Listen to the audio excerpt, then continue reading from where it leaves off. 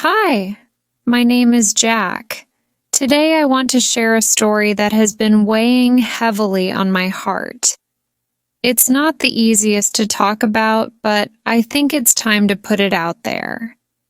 This is the story of my marriage to Emily and how it all came crumbling down. It started innocently enough, like most love stories. I met Emily 6 years ago at a friend's party. She was everything I had ever wanted. She had this amazing laugh that filled the room and eyes that sparkled with life. I was drawn to her energy, her spontaneity.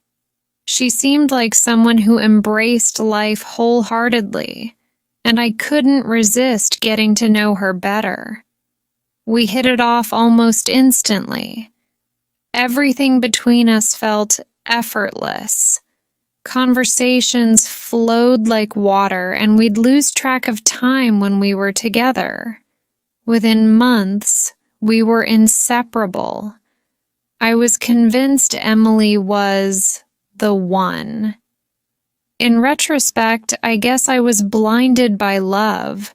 Or maybe I just saw what I wanted to see.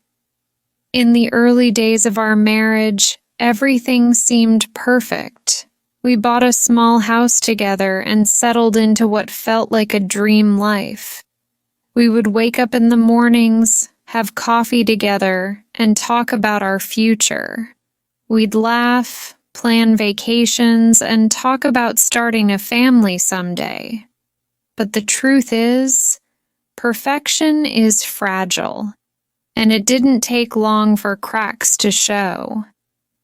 At first, it was small things that you could easily brush off. Emily started working late more often. She'd come home tired, barely speaking to me, and would go straight to bed. I didn't think much of it at first. I know work can be stressful, and I wanted to be a supportive husband. But then she started canceling our weekend plans, saying she needed time to rest or catch up on some work. It was around that time I noticed her phone was always glued to her hand. She'd get messages at all hours of the day and night. When I asked her about it, she'd say it was just work. I believed her. I had no reason not to. But then the distance between us grew. It felt like I was living with a stranger. We were in the same house, but emotionally, we were worlds apart.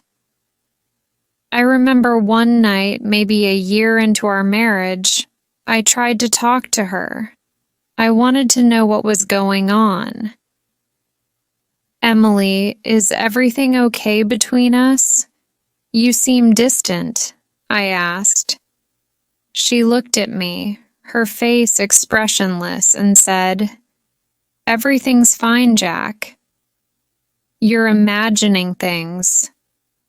But I wasn't imagining things. I knew something was wrong, but I didn't know how to fix it. I tried harder, planned surprise dinners, arranged weekend getaways, but nothing seemed to bring us back to where we were. It was as though Emily had checked out emotionally, and no matter what I did, I couldn't reach her. As time went on, I started to feel like I was the only one trying. It was exhausting. There were days when I felt like I was walking on eggshells around her, afraid that if I said the wrong thing, it would push her further away. But the more I tried, the colder she became. Then came the lies. It started with little white lies. She'd tell me she was going out with friends, but when I called one of them to check in, they'd have no idea what I was talking about. Or she'd say she had to work late, but I'd drive by her office and the building would be dark. I didn't want to believe that Emily was lying to me. I wanted to trust her, but the more it happened, the more obvious it became that something was seriously wrong. I confronted her one evening. "Emily, I know you're not being honest with me. Where are you really going when you say you're working late? Who are you texting all the time?" She exploded. "How dare you accuse me of lying?" she shouted. "I work hard to keep this house running, and this is how you repay me, by questioning my every move." I was stunned. I didn't expect her to get so defensive, but what hurt the most was the way she twisted it, making me feel like I was the one in the wrong, like I was paranoid for simply asking questions. After that fight, I felt more lost than ever. Was I really imagining things? Was I being unreasonable? But the truth has a way of surfacing, even when you don't want to see it.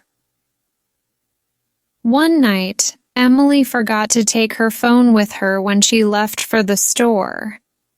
It buzzed on the kitchen counter, and curiosity got the better of me. I know it was wrong, but at that point, I felt like I had no other choice. I opened her messages, and there it was, texts from someone named Michael. They weren't work-related, far from it. They were personal, intimate. My heart sank. I didn't confront her right away. I needed time to process.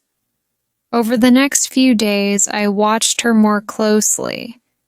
I noticed how she'd smile when a message came in, how she'd rush to leave the room when she got a call. It all made sense now. The late nights, the lies, the coldness. Emily was having an affair. When I finally confronted her, there was no explosive argument, no yelling or screaming. I simply asked, "Who is Michael?" Her face went pale. She stammered, trying to come up with an excuse, but it was too late. The damage was done. "I'm sorry, Jack," she whispered. "I never meant for it to go this far." I stood there, stunned. I couldn't believe what I was hearing. The woman I had loved so deeply, the one I had built my life around, had betrayed me. I wanted to scream, to cry, to ask her how she could do this to me. But instead, I just felt numb. Emily tried to explain, saying she had felt trapped in our marriage, that she didn't know how to tell me she was unhappy. But none of it mattered. The trust was broken, and there was no going back. We tried counseling, but it didn't help. Emily had checked out of the marriage long before her affair started, and I was left to pick up the pieces of my shattered heart. In the end, we divorced. It was painful, but it was the only option. I couldn't stay in a marriage where I was constantly questioning whether I was enough, whether I could trust her. Looking back, I wish I had seen the signs sooner. Maybe I could have done something to save our marriage, or maybe it was doomed from the start. I don't know. All I know is that love isn't enough if there's no trust, no communication. After the divorce, things weren't easy for me. I moved out of the house, which I'd loved because it was supposed to be our forever home. Every corner of it was filled with memories, both good and bad, and staying there would have been like living with ghosts. So I packed my things and found a small apartment across town, far enough to feel like I was starting fresh, but not so far that I had to completely uproot my life. The first few weeks after the split were the hardest. I couldn't escape the questions. What went wrong? Why didn't I see it coming? Was there something fundamentally wrong with me that drove Emily into someone else's arms? Every quiet moment was filled with those doubts. I barely slept. I'd wake up in the middle of the night, my mind racing, playing back every moment of our relationship, trying to pinpoint where things started to go wrong. I tried to stay busy. I threw myself into work, taking on more projects, working late, anything to avoid going home to the emptiness of that apartment. It helped to an extent. At least while I was busy, I didn't have to think about Emily. But the moment I stopped, the loneliness crept back in. I remember one evening, a couple of months after the divorce, when I ran into Emily at a grocery store. I wasn't expecting it, and neither was she. She looked surprised, almost guilty when she saw me. I was standing by the produce section, staring blankly at some apples when she turned the corner. It was awkward, to say the least. We made small talk, the kind you have with an old acquaintance you haven't seen in years, not with someone you once planned a life with. "How have you been?" she asked, her voice cautious. I shrugged. "You know, taking it one day at a time." She nodded, biting her lip like she wanted to say something else but didn't know how to. I didn't have the energy for a real conversation, so I made up an excuse and left. As I walked out of the store, I couldn't shake the feeling that she had moved on. Maybe she was still with Michael, maybe she wasn't, but the fact that I still cared bothered me. I didn't want to care. She had hurt me, and yet I was still thinking about her. It wasn't until I talked to a close friend of mine, Nick, that I began to see things a little more clearly. Nick and I had known each other since college, and he had been my rock through the whole ordeal. One night over beers, he gave me the tough love I needed. "Jack," he said, looking me dead in the eye, "you need to stop punishing yourself over this. You didn't make her cheat. You didn't make her lie. That's on her. You did everything you could to save that marriage." I wanted to argue, but I knew he was right. I had tried. Maybe I had been naive, but I wasn't to blame for Emily's choices. It took me a long time to accept that, though. The guilt, the doubt, it had become a habit, a toxic one. I started seeing a therapist around that time. I wasn't really sure what I was hoping to get out of it, but I figured talking to someone might help.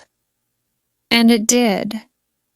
I began to realize that the end of my marriage, as painful as it was, didn't define me. It was a chapter, one that I had to close to move forward. I learned to forgive myself for not being able to fix everything. Some things can't be fixed. Some things just end, and that's okay. As the months went by, I started to find myself again. I reconnected with old friends, picked up hobbies I had neglected during my marriage, and focused on building a life that was just mine. Not ours, not hers, but mine. I took a photography class, something I had always wanted to do but never had the time for. I went hiking more often, exploring places I had always meant to visit but never did because Emily wasn't interested. Slowly but surely, I began to heal. Then one day, something unexpected happened. I was at a coffee shop working on some emails when a woman approached me. She had kind eyes, dark hair pulled into a loose bun, and a warm smile that instantly put me at ease. "Excuse me," she said, holding up a book. "I couldn't help but notice you're reading the same book as me." I looked down at my copy of The Alchemist and smiled. Great minds think alike, I guess. We ended up chatting for a while, talking about books, life, and everything in between. Her name was Olivia. There was something about her. Maybe it was her kindness or her genuine interest in what I had to say, but for the first time in a long time, I felt a spark of hope. It wasn't like I was falling head over heels or anything like that, but I felt something I hadn't felt in ages, a connection. Over the next few weeks, Olivia and I ran into each other a few more times at the same coffee shop. Each time, our conversations grew a little longer, a little deeper.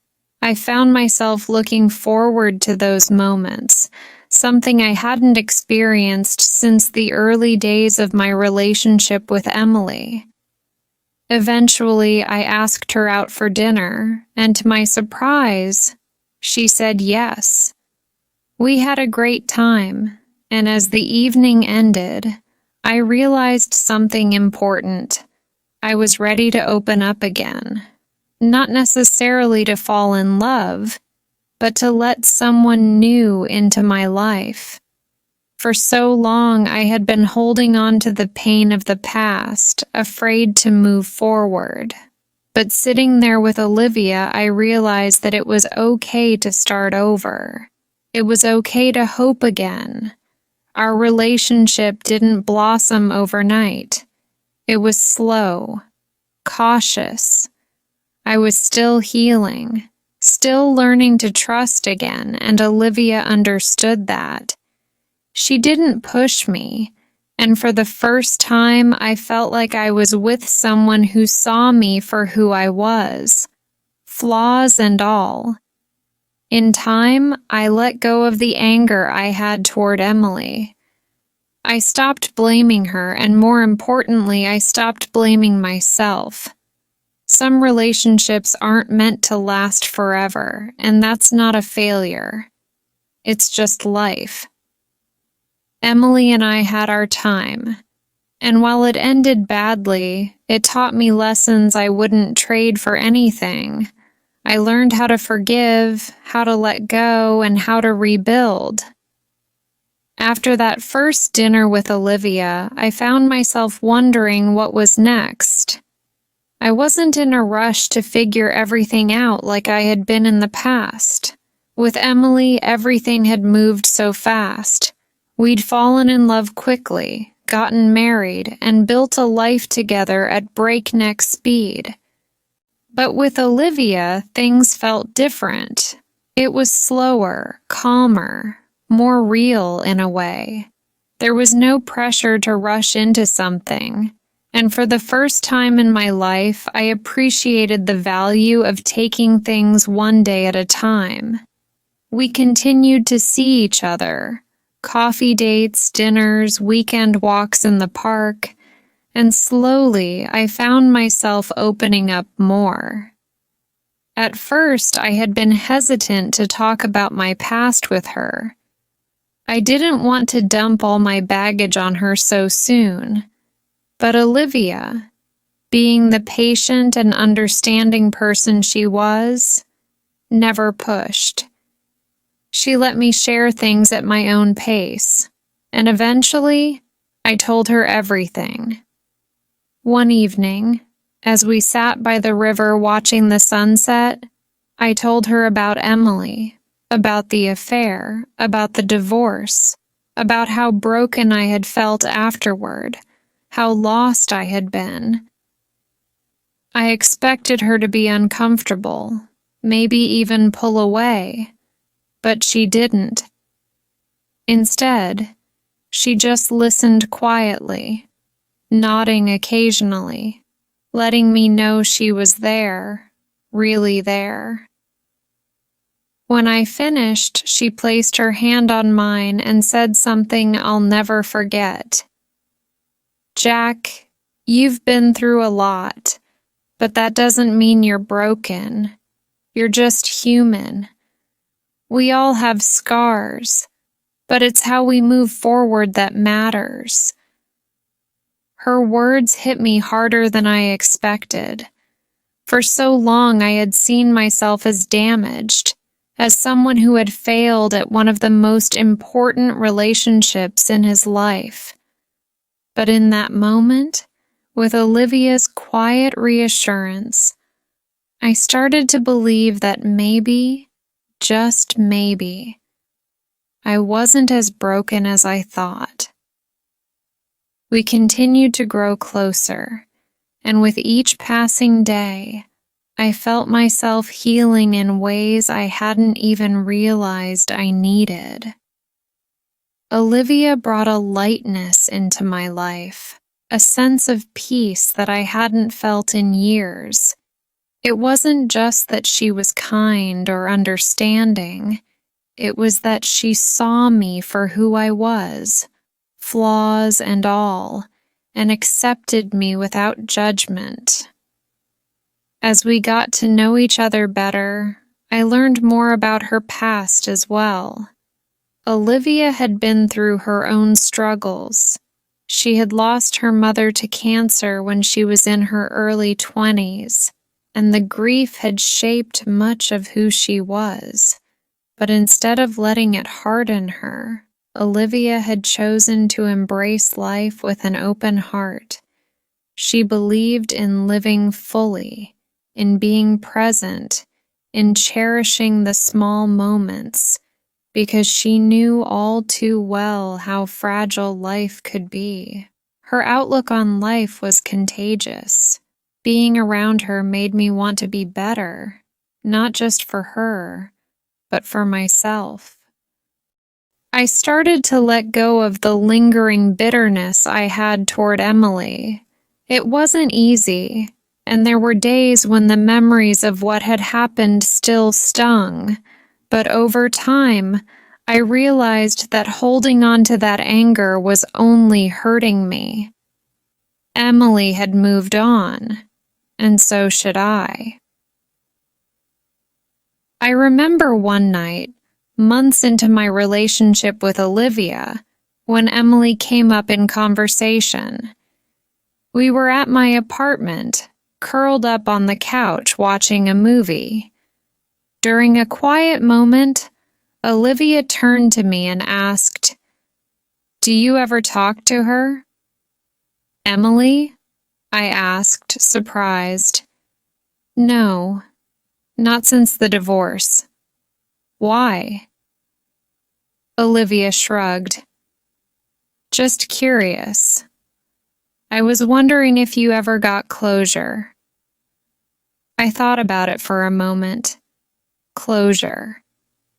It was something I had thought about a lot after the divorce. For a long time, I had wanted answers. Answers that Emily couldn't or wouldn't give me. I wanted to know why she cheated, why she didn't fight for our marriage, why she let it fall apart without so much as a real explanation. But now, sitting there with Olivia, I realized something important.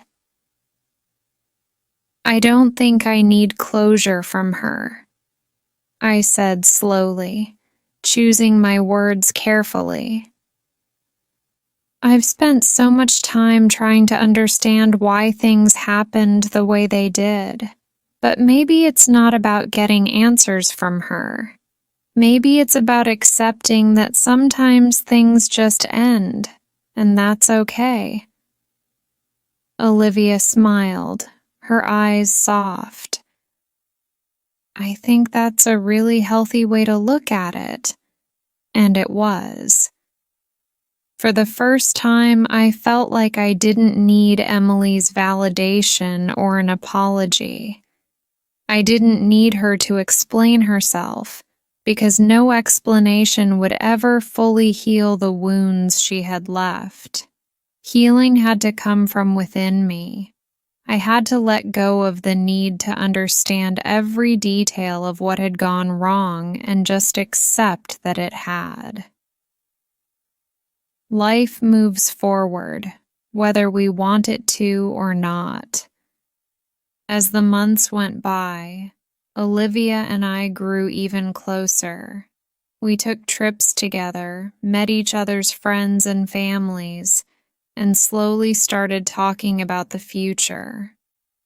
It wasn't like with Emily, where everything felt rushed and frantic. With Olivia, the future felt like something we could build together, piece by piece, at our own pace. There was a day, about a year after we started dating, that stands out to me. Olivia and I were walking through a park on a crisp autumn afternoon, the leaves crunching under our feet. We weren't talking about anything in particular, just enjoying the day, when she suddenly stopped and looked at me, a thoughtful expression on her face. "You know, Jack," she said quietly, "I've been thinking a lot lately about us, about what we want." I raised an eyebrow, curious. "Yeah? And what have you been thinking?" She smiled a little shyly. "I think I'm ready for more, for us to take that next step, whatever that looks like. I love you and I want to build a life with you." Her words took me by surprise, not because I didn't feel the same, but because I hadn't realized just how ready I was for that next step too. I hadn't allowed myself to think about the future in that way since Emily. But now, with Olivia standing in front of me, looking at me with such love and trust, I realized that I was ready to open my heart fully again, ready to take that risk. "I love you too, Olivia," I said, my voice steady. "And I'm ready to build that life with you." It wasn't a grand, sweeping proposal, and there were no dramatic gestures. But in that quiet moment, I knew that my journey of healing had come full circle. I had gone from a broken man struggling to understand the ruins of his marriage to someone who had rebuilt his life piece by piece, with the help of someone who truly saw him. The future wasn't something I feared anymore. It was something I looked forward to. With Olivia by my side, I knew that whatever came next, we would face it together, open, honest, and with the lessons of the past firmly behind us. Life with Olivia unfolded in ways I never expected. After that autumn day in the park, we didn't rush into any big decisions. We simply continued to grow together. And for the first time in a long time, I wasn't in a hurry.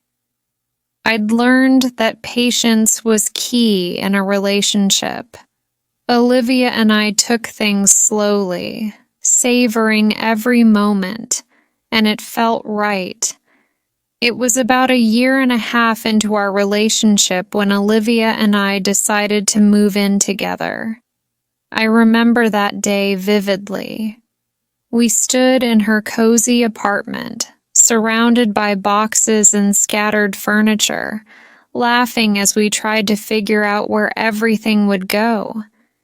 Moving in with someone always brings a mix of excitement and nervousness.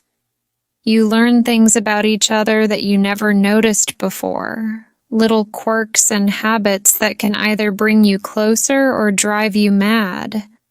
Olivia was neat, organized in a way that put my bachelor-style living to shame. I was more of a throw-it-where-it-fits kind of guy.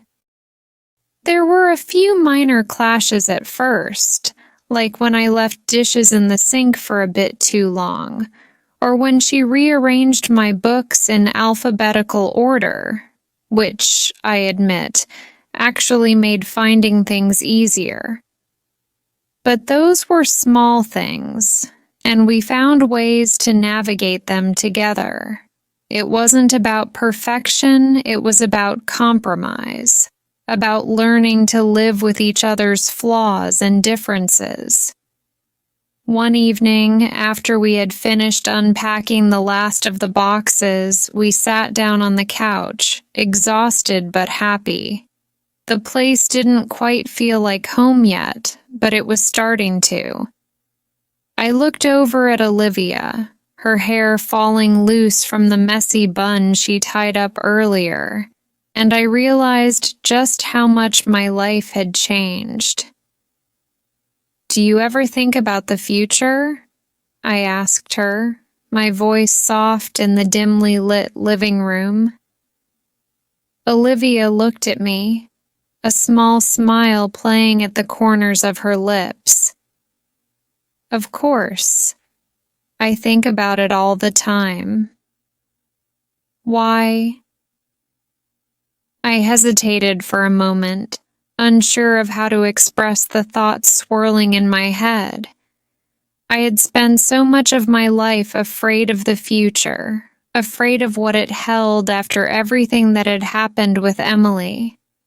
But now, with Olivia, the future didn't seem so daunting anymore. "I guess I'm just happy," I said, feeling a little foolish for stating something so simple.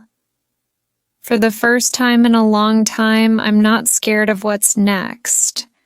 I don't feel like I'm trying to fix something or fill a void. I'm just happy. Olivia's smile widened and she leaned over, resting her head on my shoulder. "I'm happy too, Jack, more than I've been in a long time."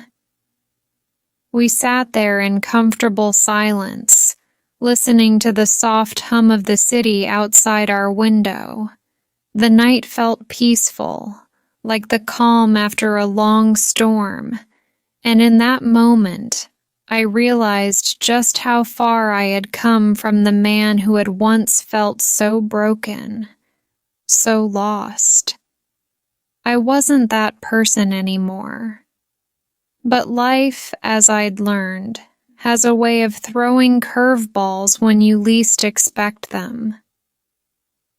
A few months after we moved in together, I received a message from someone I hadn't heard from in a long time, Emily.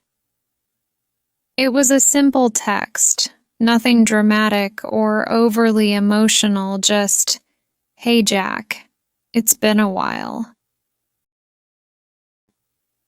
I was wondering if we could meet up and talk." I stared at the message for a long time, unsure of how to respond. Part of me wanted to ignore it, to leave the past where it belonged, but another part of me was curious. What could she possibly want to talk about after all this time? I showed the message to Olivia that evening. She read it, then looked up at me with a calm expression. "What are you going to do?" I don't know, I admitted. I don't feel like I need to talk to her, but at the same time, I kind of want to hear what she has to say. Does that make sense? Olivia nodded. It does. Just remember, whatever you decide, I'm here. Her support meant the world to me, and after thinking it over for a few days, I decided to meet with Emily. Not because I was looking for closure, I had found that within myself, but because I wanted to see where she was at, how she was doing, and maybe in some small way, close the door on that chapter of my life for good. We met at a quiet cafe, the same one where we used to go during our early days together. Seeing Emily again was strange. She looked different, older, more tired, like life had worn her down in ways I hadn't expected. There was an awkwardness between us, a tension that wasn't hostile but wasn't quite comfortable either. "Thanks for meeting with me," she said, her voice softer than I remembered. "I wasn't sure if you'd want to." "I almost didn't," I replied honestly, "but I figured we both deserved a chance to talk." Emily nodded, stirring her coffee absently. There was a long pause before she spoke again. "I just wanted to say I'm sorry, Jack, for everything, for how I treated you, for how things ended. I know it's too late for apologies, but I needed to say it." Her words caught me off guard. I had imagined this conversation in so many different ways, but I hadn't expected an apology, not after all this time. "I appreciate that, Emily," I said, choosing my words carefully. "But we both made mistakes. It wasn't all on you." She shook her head. "No, it was. I was the one who cheated. I was the one who gave up. You didn't deserve that." For a moment, I didn't know what to say. I could see the regret in her eyes, and it made me realize something important. Emily wasn't the villain I had made her out to be in my mind. She was just a person who had made bad choices, who had been lost in her own way. "I've moved on," I said finally, my voice steady. "I've healed, and I hope you have too." She smiled sadly. "I'm trying. It's been hard, but I'm working on it." We talked for a little while longer, catching up on the basics of life, work, family, the usual stuff. But the conversation didn't linger on the past. There was no need to rehash old wounds. When we said goodbye, I felt lighter, like a weight I hadn't even realized I was carrying had been lifted. As I walked back to the apartment I now shared with Olivia, I realized that the meeting with Emily wasn't about closure. It wasn't about making peace with her. It was about making peace with myself, about acknowledging that the past, while painful, didn't define who I was anymore. When I got home, Olivia was waiting for me.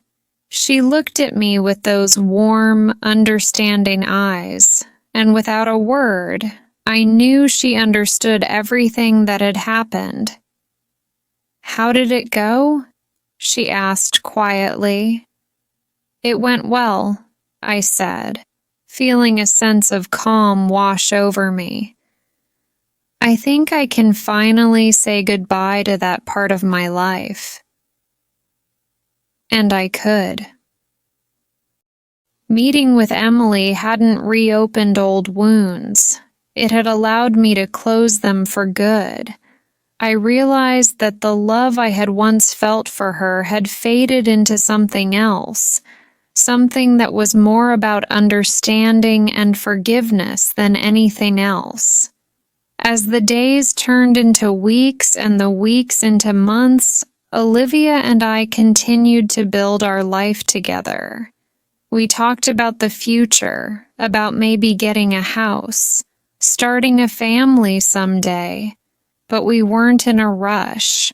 We had learned that life doesn't always go according to plan, and that was okay. We were happy, and that was enough. One day, as we sat on the porch of our new home watching the sunset, Olivia turned to me with a playful smile. "You know, Jack," she said, "I think we've got a pretty good thing going here." I smiled back at her, feeling a warmth in my chest that I hadn't felt in a long time. "Yeah, I think so too." And in that moment, I knew that every heartache, every struggle, every painful lesson had led me to this point, to this life, to this love. Time passed quietly after that chapter with Emily had finally closed. Olivia and I settled into our new life with an ease I hadn't experienced before. It was as if, after years of turbulence and doubt, I had finally found the calm I had been searching for. We lived our days filled with laughter, companionship, and a deep sense of understanding that only comes when two people truly see each other for who they are. But life, as I had learned, was never a straight path. One evening, about a year after we moved into the house, I came home from work to find Olivia sitting at the dining room table, staring at a letter in her hands. Her face was pale, and there was a heaviness in her eyes that I hadn't seen in a long time. "Hey," I said, dropping my bag by the door and walking over to her. "Everything okay?" Olivia didn't answer right away. She just handed me the letter, her fingers trembling slightly. I unfolded it and read the first few lines. My heart sank. It was from the hospital, routine test results for Olivia's checkup, but something had come back abnormal. They wanted her to come in for further testing. "I'm sure it's nothing," she said quickly, trying to put on a brave face. "Probably just a mistake. These things happen all the time, right?" But I could hear the fear in her voice. I could see it in the way her hands gripped the edge of the table. "We'll go together," I said, sitting down beside her and taking her hands in mine. "We'll figure this out." The next few weeks were a blur of hospital visits, tests, and waiting. The waiting was the worst part. Every phone call, every email felt like a ticking clock, counting down to something we couldn't control. Olivia tried to stay positive, but I could see the cracks in her armor. And for the first time since we'd been together, I felt helpless. I couldn't fix this. I couldn't protect her from what was coming. Then the news came. Cancer. It wasn't what we had expected, but there it was.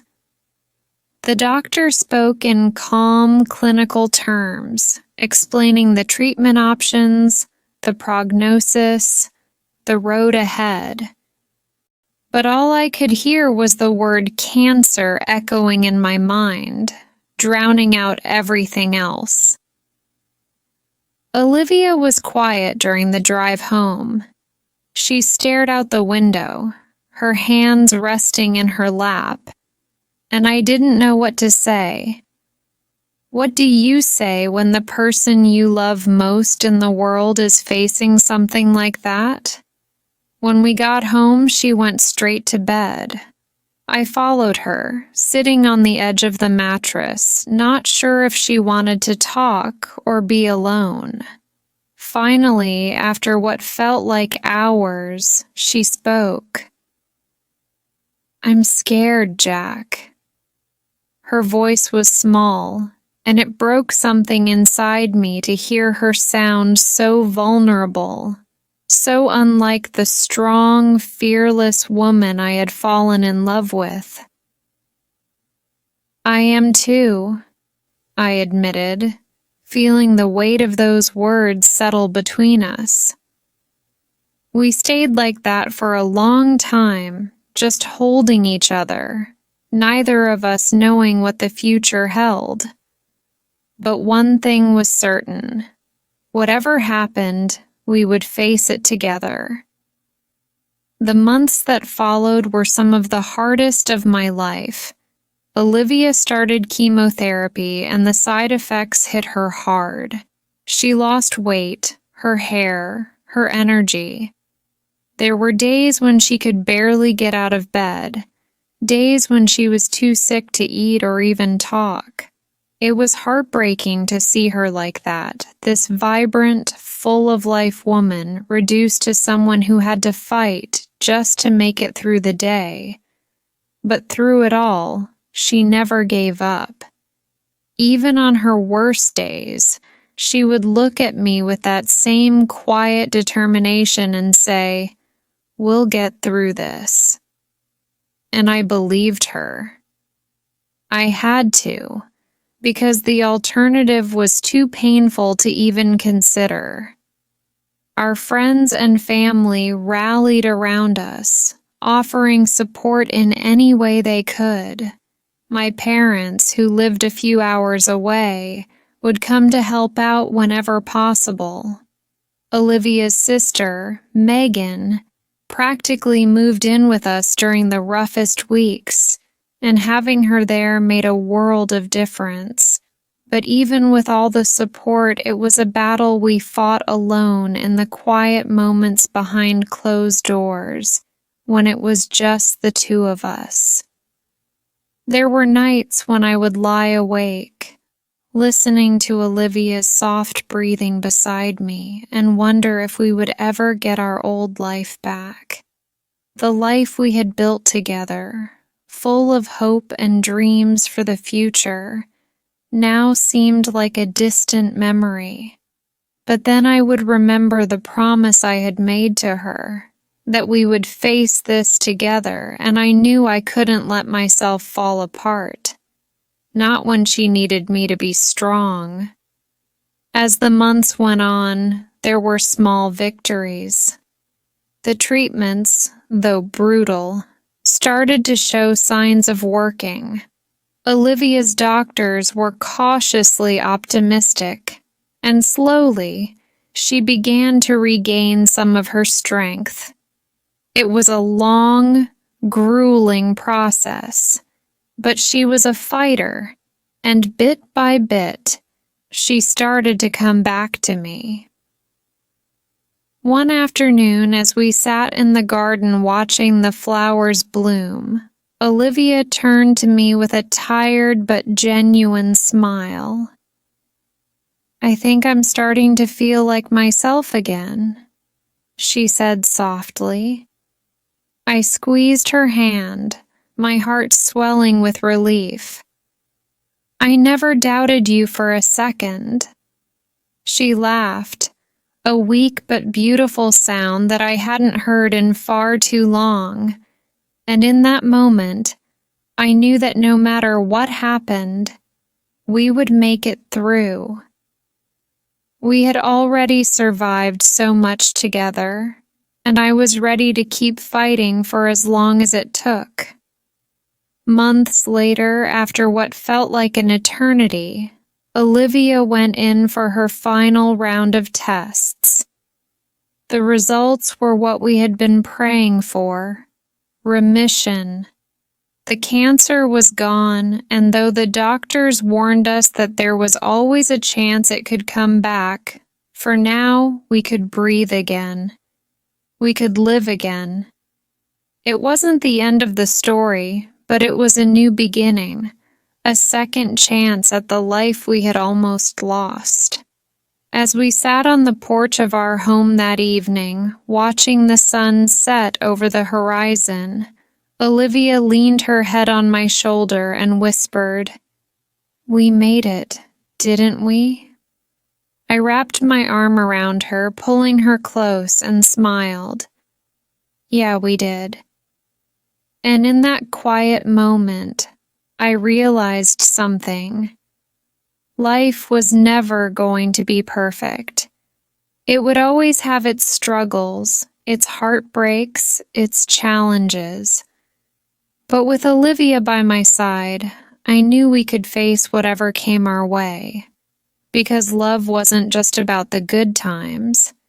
It was about standing together when things got hard, about choosing each other over and over again, no matter how tough the road became.